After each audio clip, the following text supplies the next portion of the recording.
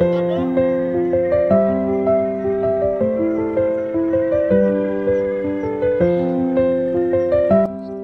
আসসালামু আলাইকুম, সবাইকে স্বাগতম টিআর এক্সপ্রেসে।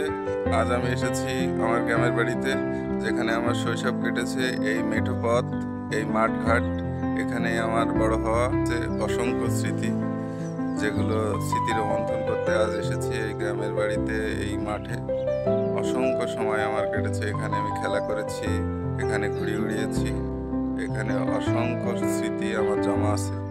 তাই আসলাম, ভাবলাম বন্ধুদের সাথে সেগুলো একটু শেয়ার করি।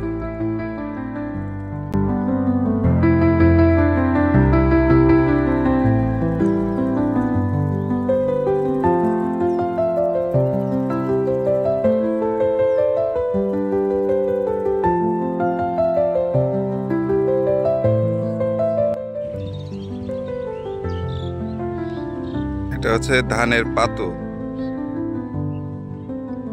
ধানের বীজতলা। গ্রামে একে বলা হয় পাতা বা পাতো।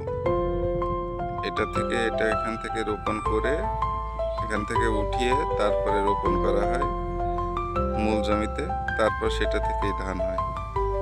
তোমরা দেখতে পাচ্ছ এখানে গরু চড়তেছে। গরু, এখন মাঠে কোনো ধান নেই। ধান না থাকার কারণে এখন মাঠে গরু চড়তেছে। গরু, ছাগল এগুলো দেখা যাচ্ছে। এই যে কিছু কৃষক আছে, তাদের গরু নিয়ে বসে আছে। তারা এগুলো খাওয়ায় আবার তারা নিয়ে চলে যাবে।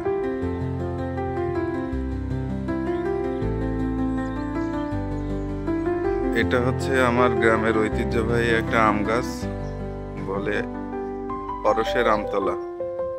পরশ নামে এক ব্যক্তি এই আম গাছ রোপণ করেছিল। এখানে একটা বেঞ্চ আছে, সবাই এখানে বসে রেস্ট করে, গল্প করে, আড্ডা দেয়। তোমরা দেখতে পাচ্ছ কিছু